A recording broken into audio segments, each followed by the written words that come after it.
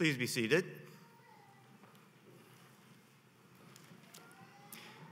Distinguished guests, members of the faculty, members of the 2015 class, their families and loved ones. Welcome to the 2015 Tropaia ceremony of the Georgetown University McDonough School of Business Executive Masters of Business Administration and Executive Masters in Leadership Programs.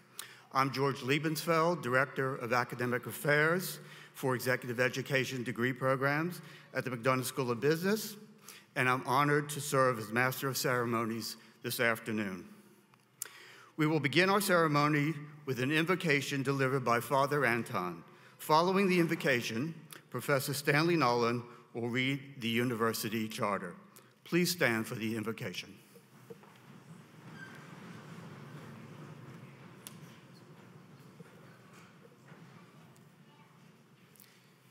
Good and gracious God, we gather today at the Executive MBA and the Executive Masters in Leadership Tropaia ceremony with faculty, family, and friends, mindful that we do so in your presence and with your Spirit among us.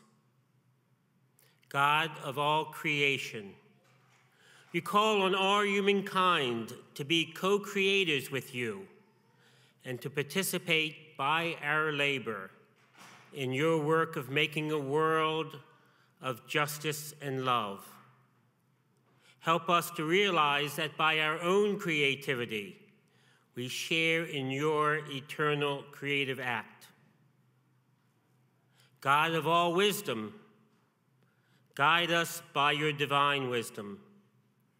Do not allow us to be misled by ignorance or avarice, to abandon truth for the sake of advancement or ambition, or be corrupted by fear or favor. God of all love, help us to know your love, to make it our own and live it in our lives, so that our innovations, ideas, and institutions may contribute to your kingdom of grace and care. To you be glory and honor, now and forever. Amen.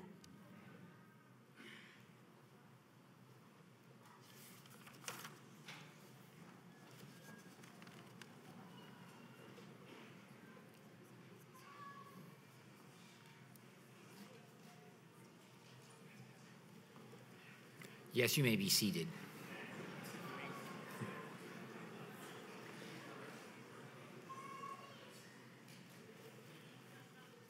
In 1815, Georgetown's president, Reverend John Grussie of the Society of Jesus, asked our first student, then Congressman William Gaston, for whom this hall is named, to present a petition for a federal charter.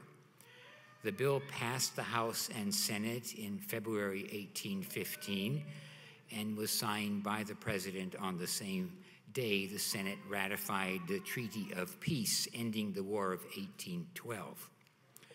Accordingly, it is our custom to initiate academic ceremonies with the reading of that charter. It reads as follows: Be it enacted by the Senate and House of Representatives of the United States of America in Congress assembled, that it shall and may be lawful for such persons as now are or from time to time may be the president and directors of the College of Georgetown within the District of Columbia to admit any of the students belonging to said college or other person meriting academical honors to any degree in the faculties, arts, sciences, and liberal professions to which persons are usually admitted in other colleges or universities of the United States, and to issue in an appropriate form the diplomas or certificates which may be requisite to testify to the admission to such degrees. Signed, Langdon Cheeves, Speaker of the House of Representatives, John Gaillard, President pro tempore of the Senate, approved March 1, 1815, James Madison.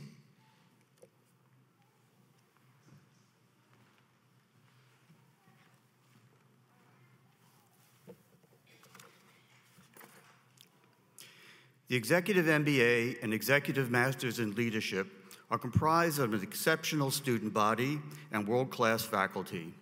All of you have developed a bond and a shared experience that will last a lifetime in both your personal and professional lives.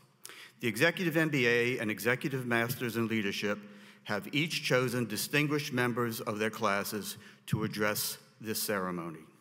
First, we welcome Edward Moreland from the Executive MBA class of 2015, following Lisa Thompson from the Executive Masters in Leadership class of 2015 will address the audience.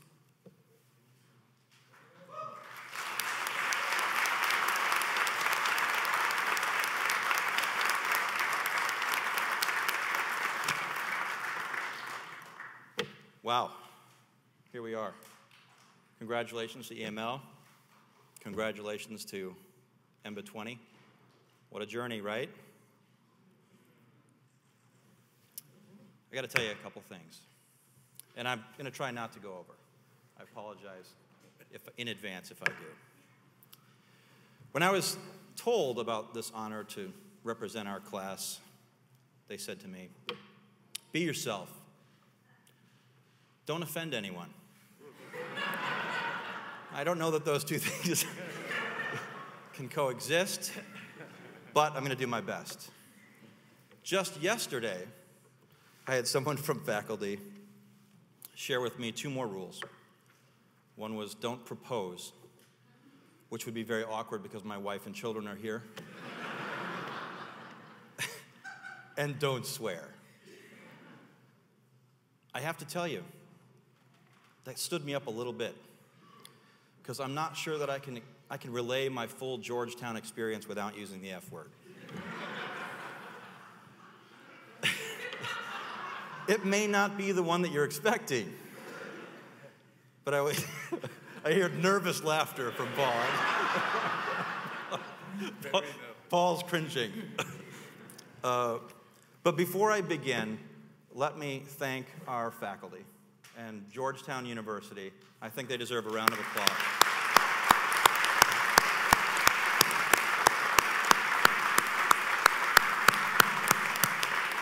Their guidance through all of this has been remarkable.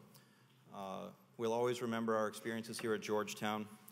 I remember when we started out, we first came to the first summer group where we were paired in our first business residency with an EMBA 19.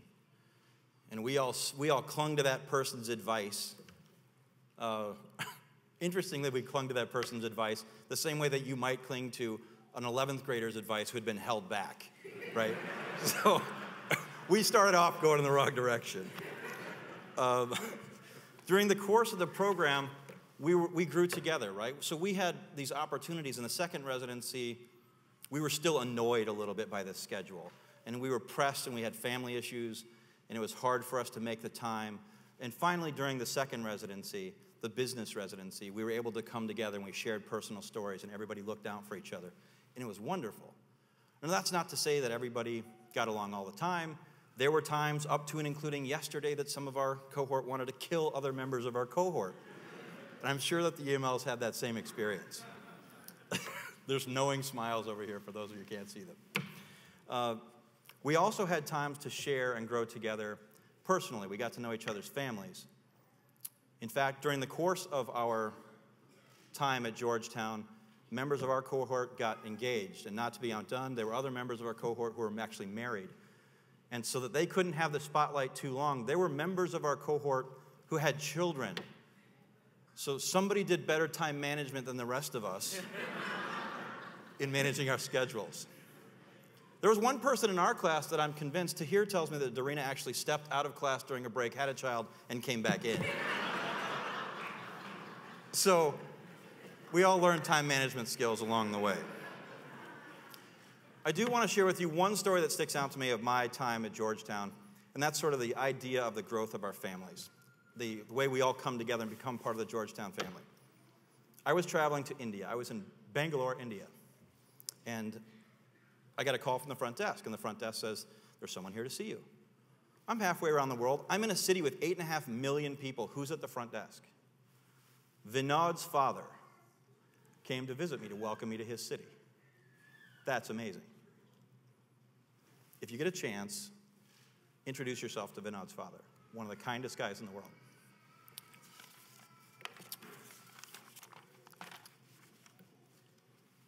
I would be remiss and in a great deal of trouble if I closed out my presentation today without thanking my wife.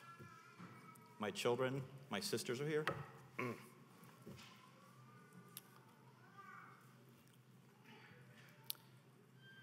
It's been a remarkable journey. I'm very proud of what I've done. I'm very proud of all of you.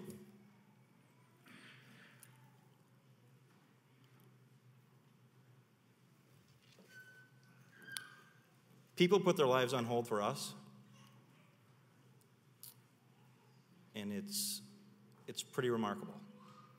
My wife wrote a book while we were doing this program. She's skipping a meeting with publishers this afternoon to be here. My daughter Matilda learned to read while we were here. Margaret is an entrepreneur. She's 5.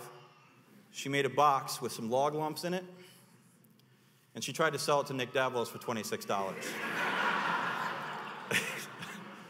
I said, "Margaret, why do you think that's worth $26? And you know what she said? She said, "Because I worked on it really hard, and it's worth $26.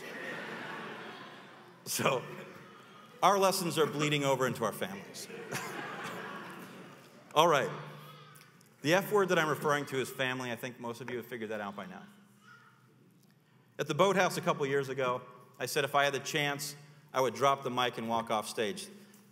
I don't want Paul to have to pay for any repairs.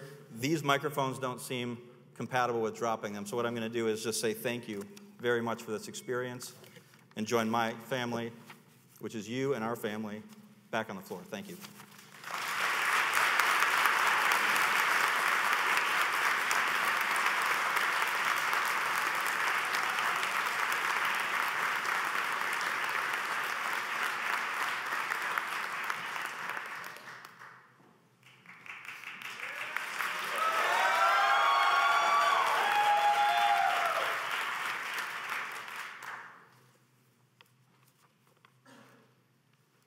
Thank you for the opportunity to be here. Ed, I have to say first, strangely, I did not get any of those instructions about what to and not say. So I would love to meet you sometime to learn a little bit more about these stories. I just would like to start by thanking classmates, professors, deans, staff, family, and friends. This is a remarkable day. This is a real privilege for me because I really believe not only in the power of the written word, but also in the power of the spoken word. So I'm really grateful to be here. Most graduation speakers start or end the speech with this dare to students: go out and change the world. And I stand here today and I'm really overwhelmed, and I could tell the emotion in your voice as well, and feel so much gratitude. And I would never stand here today and say to this group, go out and change the world. I can simply say thank you, because you already are. You are the heart and soul of our country, and I'm grateful you are my friend. Nelson Mandela once said, "There is no passion to be found playing small, in settling for a life less than the one you are capable of living." So today I want to thank you all for not playing small. I want to thank you for refusing to settle for the life less than, not less than, the one you're capable of living. And I have 10 categories I'd like to honor today, with the appreciation that there'll be some overlap for sure. And I'd like to start with number 1, to the brave and the humble. All of the amazing men and women who are sitting here today, who have served or are currently serving in our military. It is an honor to call you a friend. You have touched my heart and reshaped my thinking. Thank you for dedicating your life to service. and asking for nothing in return. You know what leadership looks like because you live it. Your decisions save lives, protect our freedom, and define history. We learn from you.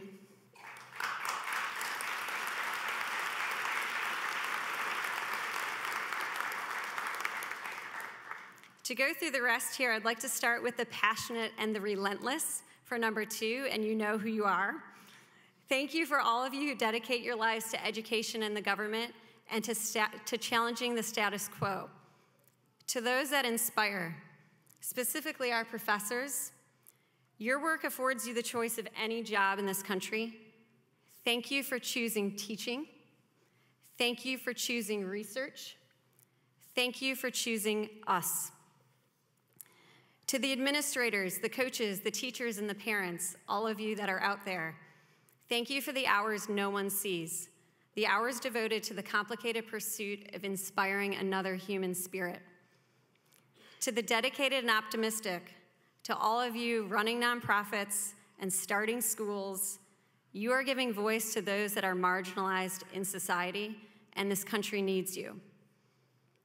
To all of you who have reminded me of the power of perseverance, those who have faced devastating diagnosis and showed up the next day with faith, strength, and courage.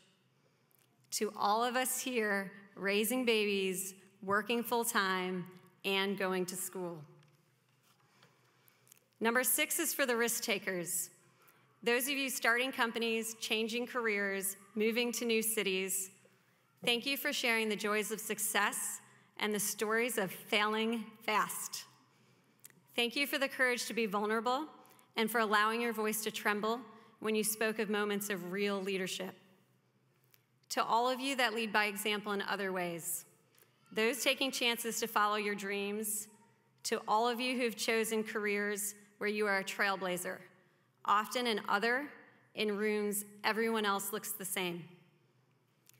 To all of you that lead with love, number 8, to our spouses, our partners, our family and friends. As Ed mentioned, you loved us enough to let us go, even though that meant lonely nights and exhausting days. And I hope today we represent your love and your hard work, because we would not be here without you. To all of our beautiful children, thank you for loving us. You remind us of what is good, pure, and amazing in this world. We hope you know our love for you extends to the moon and back, and we hope today we represent the idea that learning never ends. To all of the quiet role models, to my husband, you're a role model to our children and our children's children, and to all the men and women in this country that this can be done, that you don't have to lean out for your wife to lean in. You just have to dig in a lot deeper. And number 10 goes to the leadership at Georgetown. There is a depth of learning that happens when human beings share space and experience. You allowed us time to think, time to be inspired, time to connect to something greater than ourselves. This depth of learning cannot happen across a computer screen. Thank you for knowing that. Today I honor all of you because you have changed my life. I did not know what I would find at Georgetown, and I certainly did not know I would find you. And I did not know the profound impact you would have on my life. Philosopher Albert Camus once wrote, "My dear, in the midst of hate, I found there was within me an invincible love. In the midst of tears, I found there was within me an invincible smile. In the midst of chaos, I found there was within me an invincible calm. I realized through it all, in the midst of winter, I found there was within me an invincible summer." And that makes me happy. For it says that no matter how hard this world pushes against me, within me there's something stronger, something better, pushing right back. So thank you. You all reminded me of the amazing power of the human spirit. And through you, I once again found within me an invincible summer, and I will be forever grateful. So I just want to leave you with a few things. First, Let us remember there is great power living within all of us. I hope we always take Mandela's advice. Let us not live small. Let us not settle for a life less than the one we are capable of living. And let us remember that our power does not diminish with age. It only grows louder, more confident, and more willing to be heard. Thank you.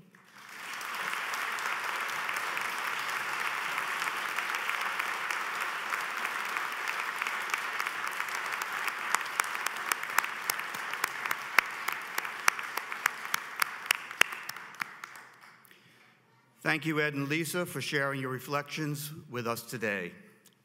Now we would like to invite Paul Almeida, Senior Associate Dean of Executive Education, to offer a few reflections of his own.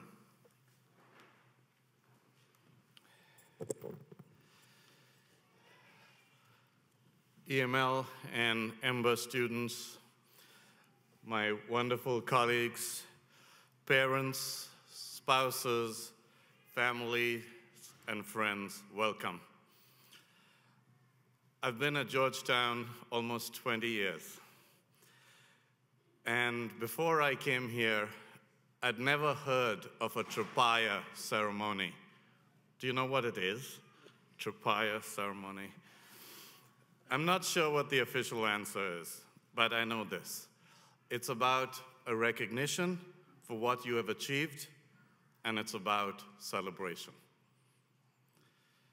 Here we are with so many of the trappings associated with celebrations throughout the ages. Come on, like who would wear things like this in any normal situation? You know, silly hats and ornate robes, but historic buildings. Seems almost like a fairy tale, right? But it's much better than that, because today we celebrate a wonderful reality. We celebrate your sacrifice and your innovativeness. We celebrate your humor, with or without the F word, and your inspiration. We celebrate, and by the way, Ed, I was nervous. And with good reason, I've taught you. We celebrate your effort and accomplishment, and by the way, they did tell me, please don't go off script. I've officially ignored that now. What you've achieved in the past year or two, and even more, what I know you'll achieve in the future. We're here for a true celebration. And first to our students. By the way, you're still our students. A few more days, the clock is ticking, I know. Congratulations. We are extremely proud of your classes. So many interesting careers, areas of work experience, various backgrounds. You've all come together to create a community and a rich learning experience. And by the way, this reputation of a rich community has spread far and wide. Previous week, I was all over the world. I literally did a round-the-world trip in 7 days, And whenever I said Georgetown, people stopped and said, amazing school and great traditions and great people. And this was uniform. Day before yesterday, I met Secretary Condoleezza Rice. And I said, I'm a professor from Georgetown, and she said, wow, great school, you should be so proud. And I thought, and I should be so grateful, because it's people like you. When you go out and you define us so wonderfully that people know that there's something special going on here. I'm sure your journey was not always easy.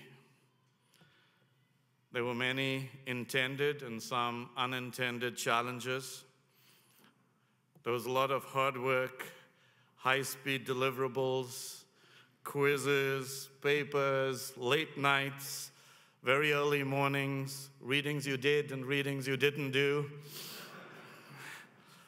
There were integrative courses of every kind, journeys to faraway places, experiences of distant cultures and practices. And I'm sure one thing happened. You all grew through the experiences. And I'm sure you grew closer to each other. You've grown also in terms of skills. You've grown in terms of tools. You've grown in terms of techniques. But more than that, I think you've grown in terms of wisdom, in how you see yourself and how you see the world. And with you, we as an institution and as faculty and as administrators have grown too. And for us, especially the faculty here, the greatest joy of our academic lives is the time we spend with you in the classroom. Not grading, by the way, and definitely not giving feedback, but teaching. I personally am excited every time I have class with you. And I had the privilege of spending one class with you. And I was really inspired by your openness. I had the privilege of having a few classes with you. And I loved interacting with you, discussing solutions, approaches to puzzles, and taking off your collective wisdom. And every time I left class, I knew why I was at Georgetown. Through your buy-in, your enthusiasm, your commitment, you create a very exciting, invigorating classroom experience. And for this, we genuinely thank you and we celebrate. You know, we celebrate not just what we can do now, but what we can do in the future. And the further I travel from Georgetown, the more I realize how we should be proud of our history and how we have a duty towards carving a wonderful future. This week, through two very different situations, I had the privilege of listening to both President Clinton and President Bush. So on Tuesday, I was sitting here, and I listened to President Clinton, and he talked about many of the great leaders of the world in the last century. He talked about Lee Kuan Yew of Singapore. He talked about Nelson Mandela. He talked, Helmut Kohl. And he made 3 points. One was the importance of having a strategy and vision. 2, the importance of being inclusive. And 3, the importance of passion. And last night, I was with President Bush in Dallas. And I just got here, by the way, at 2:30 in the morning today to be back for this. And President Bush was talking about something very different. He was talking about decision making. He had, as you know, many difficult decisions to make. The Iraq War, or the surge, and the financial crisis. The strange thing, even though he was talking about very different situations, and they're very different people, he made very similar points. And he went back to the importance of passion as well, to believe in what you're doing.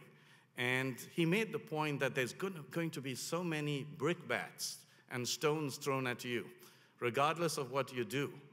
If you don't have a deep passion, you're not going to succeed. And President Clinton said something very, very similar. He said, let your passion drive you. At least, even if you never get to the promised land, you'll enjoy the journey. And I was struck by the commonality of the two messages of two very, very different people. And I hope we can take that to heart. I hope we can build on that, because our country and the world really needs leadership at so many different levels. And who better to create positive social change than you?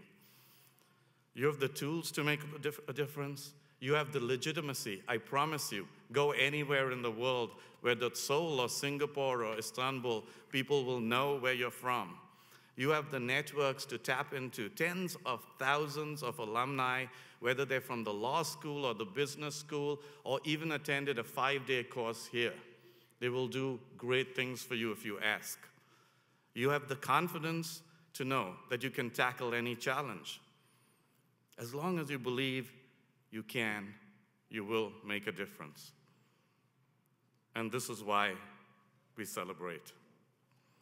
I promise you, your degree will open up many doors for you and new possibilities, even those you may not fully see now. You will, in many cases, travel and work in new areas and in new industries and in new countries. But wherever you go and whatever you do, remember where you're from. So who and what is Georgetown? Yes, we're Hoyas, and we're a mostly good basketball team, even if we don't go too deep into the tournament. I think that's our giving spirit. We like to make sure other people, lesser schools like Duke, feel good about themselves.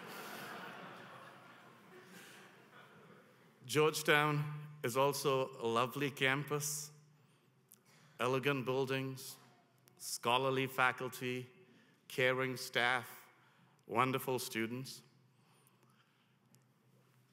Look around this hall and just absorb it. You know, years of tradition speaking to us. And most of all, Georgetown is you, the alumni, dispersed across the world and industries.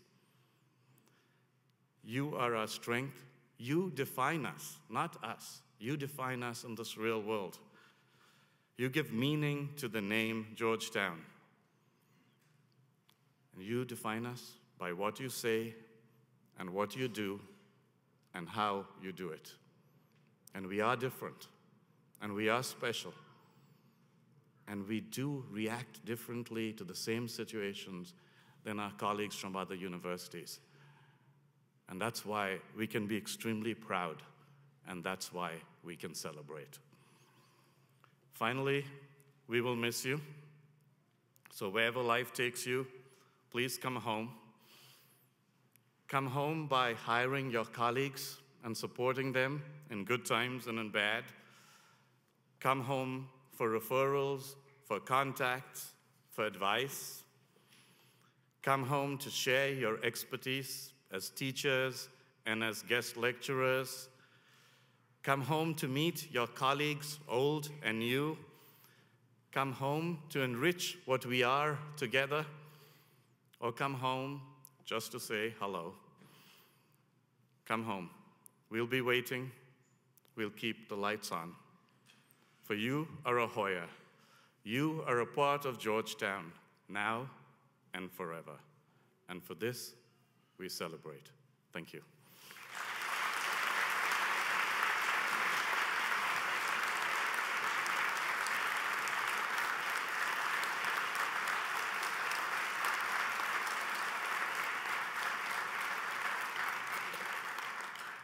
Thank you, Dean Almeida, for sharing your thoughts with us today. I am Lonnie Smith, the Assistant Dean for Executive Degree Programs, and it is my great pleasure to recognize our 2015 candidates for degrees. Will Senior Dean Almeida and Professor Stanley Nodal please come forward to congratulate our EMBA class.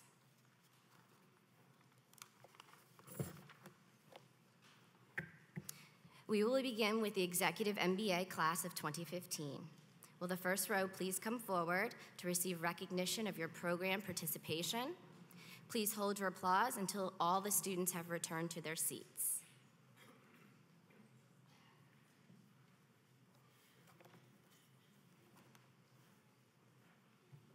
Edward Moreland.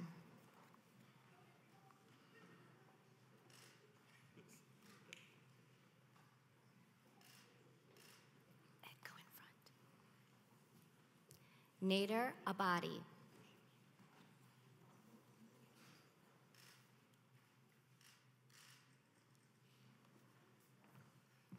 Philip Abeko.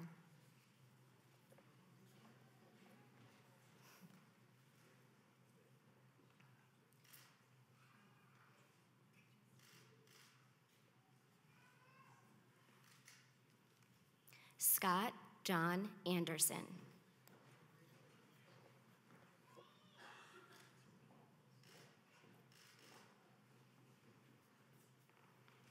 Lisa Barber.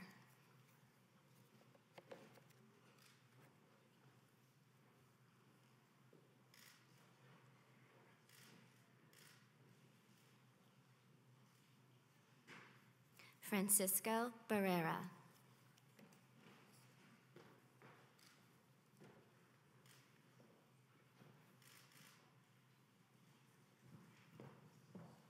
Marjorie Busico.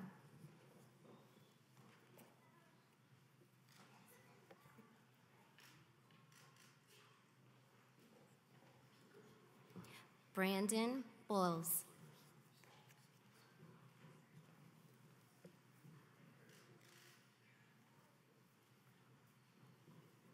Jeremy Brandon.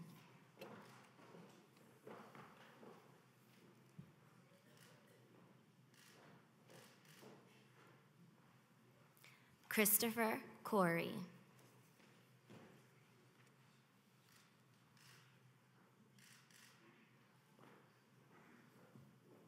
John Joseph Cremens.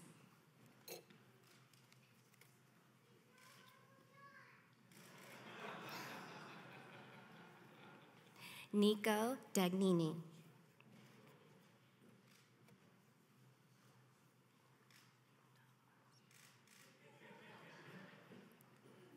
Nikolos Davalos.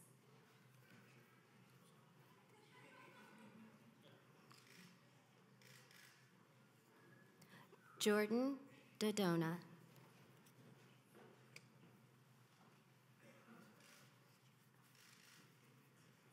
Jeff D'Onofrio.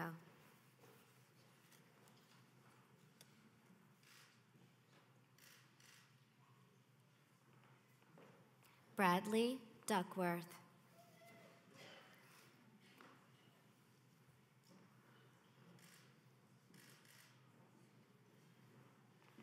Joshua Ellers.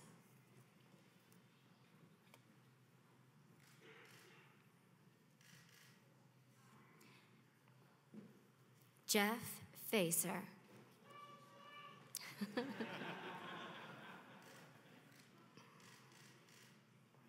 Mark Filler.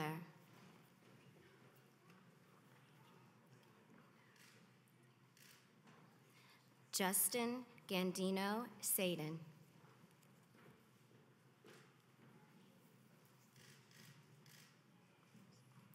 Sachin Goel.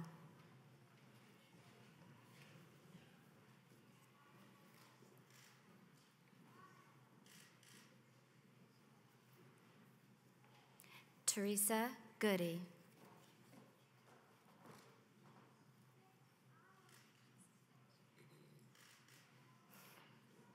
Karen Guggenheim.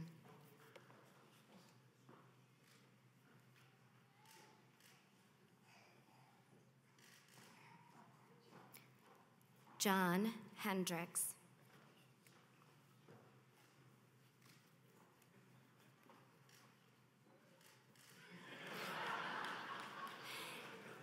Stephen Michael Herron.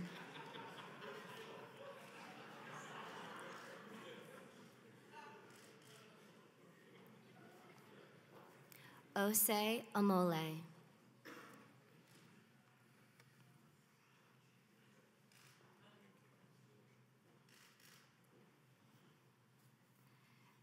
Sanjay Jareth.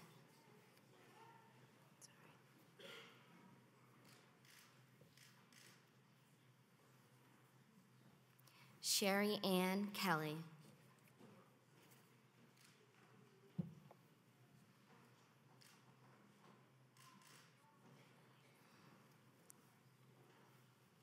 Daryl Kent Jr.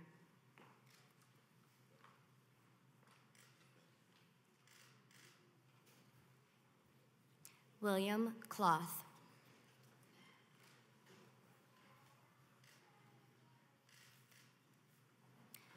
Yuli Litvet.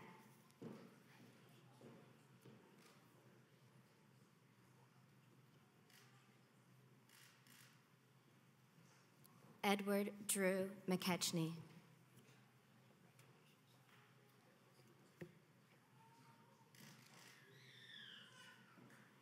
Darren Moore.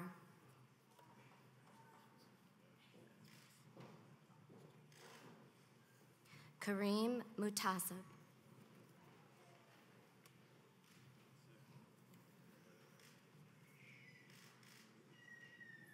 Holly Narang.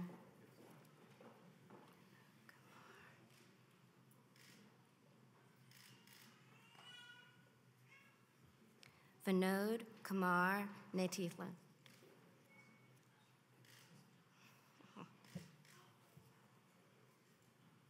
Katie North.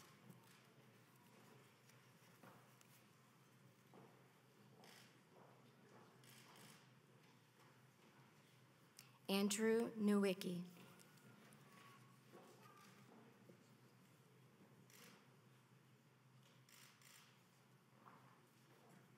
Bhavesh Patel.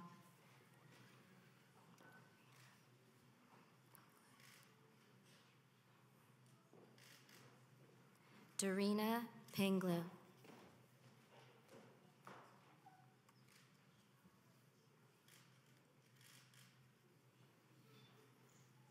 Daniel Reinhardt.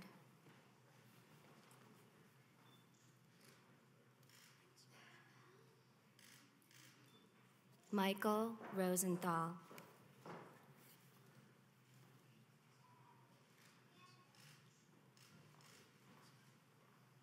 Michael Ryan.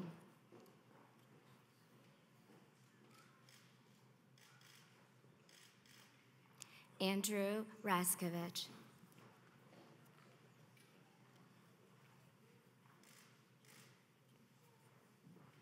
Molly Sampson.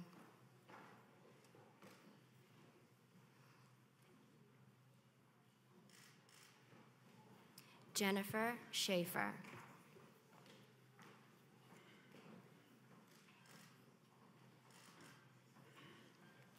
Lauren Shields.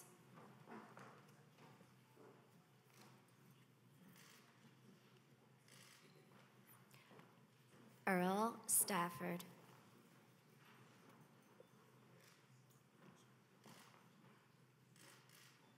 Ramiz Sultan Ali.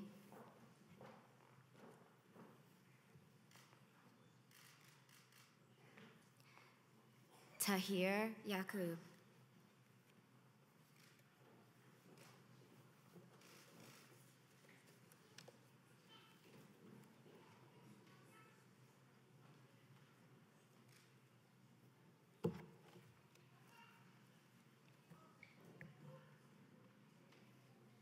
We will now recognize the Executive Masters in Leadership Class of 2015 for their program participation.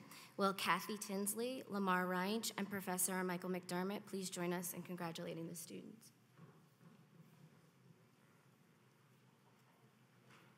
I'd ask the first row of EML to stand forward.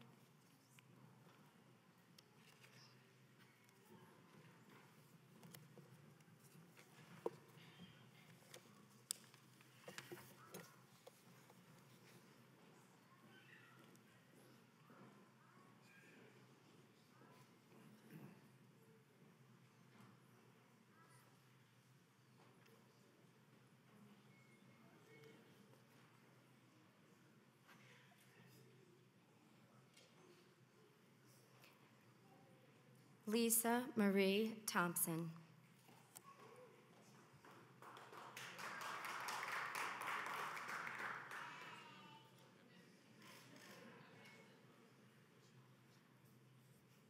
Regina Black.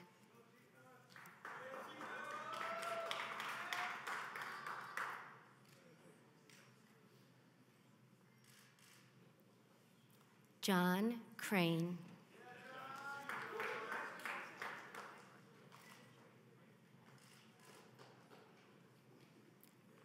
Colleen Davis.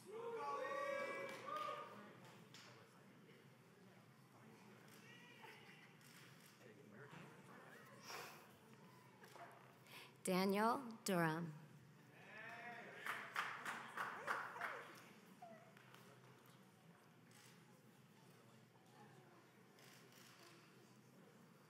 Christopher Flaherty.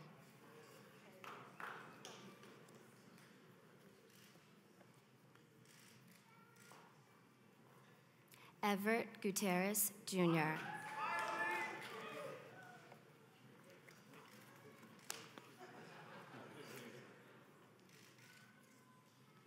Anne Hurd.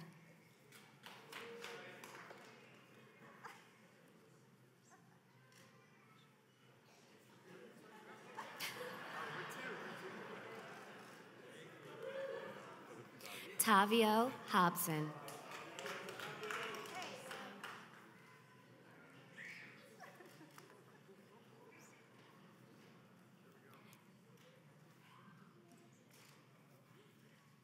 Shane Hune.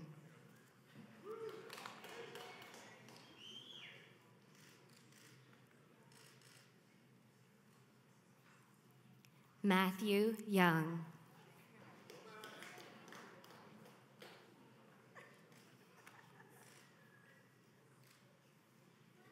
Thank you. Ajay Kadali.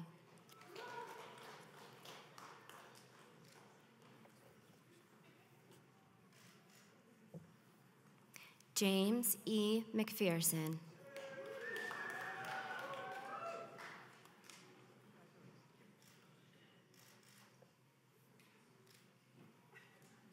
Adrian Nicholas.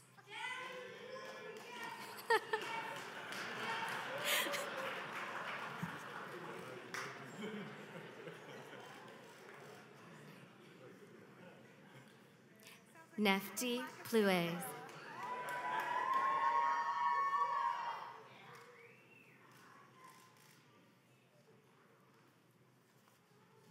Rachel Pugh.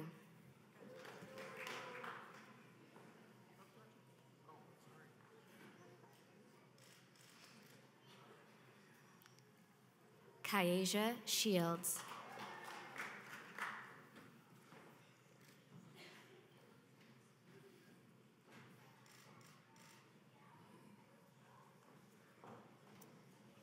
Robert Tajurian.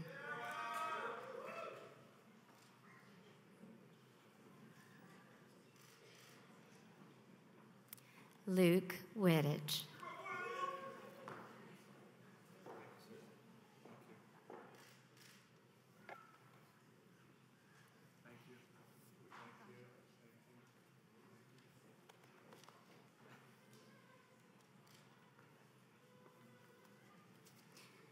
And now, members of the class of 2015, it is my pleasure to extend a heartfelt congratulations to all of you who've worked very hard over the last 2 years. At this time, we'd ask that families, friends, staff, and faculty all rise to congratulate our class.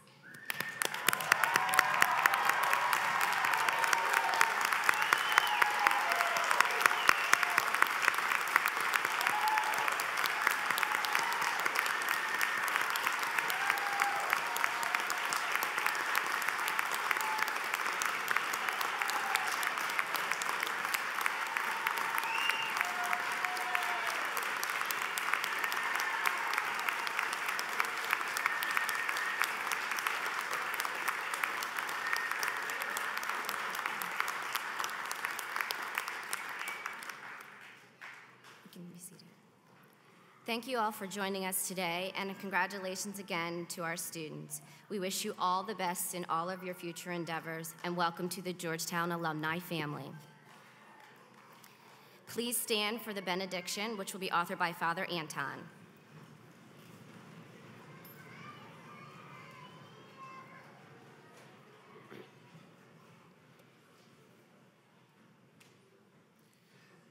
Good and gracious God, we ask your blessing upon each and every member of the Georgetown University Executive MBA and Executive Masters in Leadership class. Gracious God, grant them courage. Courage to continue to support and care for one another as they have done these many past months, and to live in solidarity with all people, especially the poor and defenseless.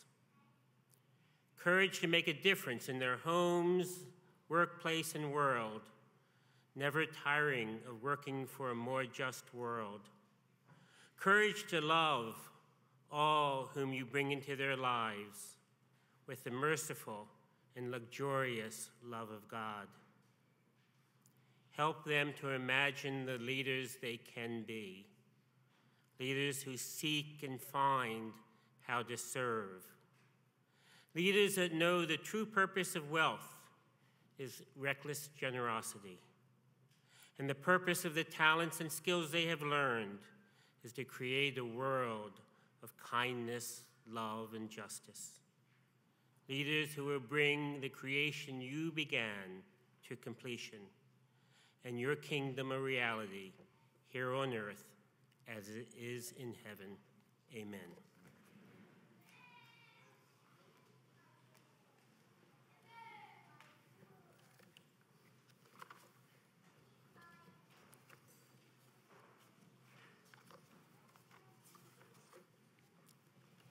Will our guests please remain standing at their places until the faculty and students have recessed? We ask that the students proceed directly to the front steps of Healy Hall for class photos while the members of the platform party and guests proceed to the ICC Galleria for the celebratory reception to which all are invited. Family and friends of the students should follow the academic procession, and ushers will help direct you to the reception. The class of 2015 Tropaia ceremony is now officially closed.